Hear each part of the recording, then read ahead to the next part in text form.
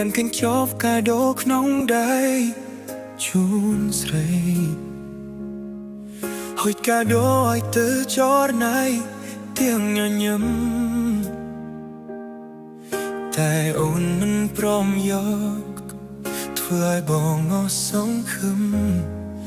ញញឹមប្រែคล้ายទៅជាស្រពូនបងធ្វើការដូអនុស្សាវរីយ៍ជូនស្រីគ្មានបងនងចង់ដូរយកអ្វីពីអូនព្រោះបងគិតថាវាស័ក្តិសមសម្រាប់ពៅមានស្មួនតែអូនបែបប្រកែកមិនទទួលកាដូបងឲ្យទៅស្រីដោយក្តីស្មោះត្រង់ពីបេះដូងអូនមិនទទួលហើយបែកខ្នងធ្វើប្រងអើយមិនព្រមទទួលព្រោះអ្វីសូមស្រីមេត្តាប្រាប់ចំឡើយ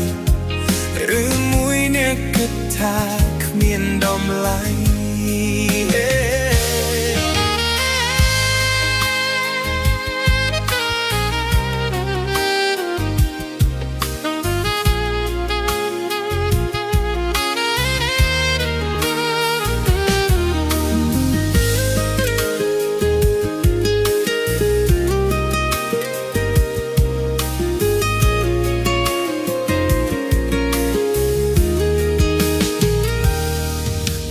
បងធ្វើការដូអនុស្សាវរីយ៍ជូនស្រី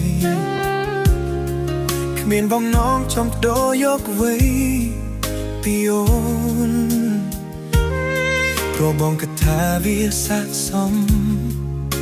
សម្រាប់ពៅមានស្មួនតែអូនបែបប្រកែកមិនទទួលកាដូបងឲ្យទៅស្រីដោយក្តីស្មោះត្រង់ពីបេះដូងអូនមិនទទួលហើយបែកខ្នងធ្វើប្រងអើយមិនព្រមទទួលព្រោះអ្វីសូមស្រីមេត្តាប្រាប់ចំឡើយរឿងមួយអ្នកគិតថាគ្មានតម្លៃ